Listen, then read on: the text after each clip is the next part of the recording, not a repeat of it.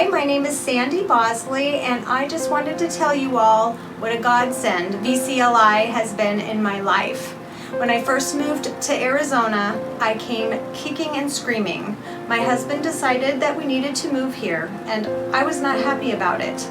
But being the good submissive wife, I came.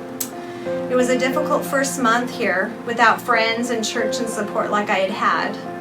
I've had a lifelong battle with depression, and it really reared its ugly head at that time.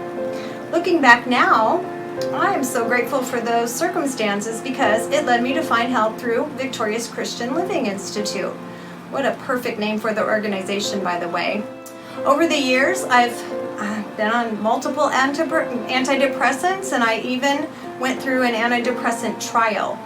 The real prescription I needed, though, wasn't a pill. It was Jesus. My depression has been mainly a spiritual problem. Walking through the SALT books helped me see that more closely. I love how simple the SALT books are to understand, even with diagrams and pictures. So, there's a whole lot of Bible in them too, which is the best spiritual food on the planet. One diagram in particular stands out. It's Deuteronomy 30:19. It says, I have given you the choice between life and death. Oh, that you would choose life. The choice between life or death? It's in every decision we make. I'm now trying to make a habit of and asking for God's help to choose life. I'm going to keep on keeping on, as a song I once wrote, making the choice to choose life.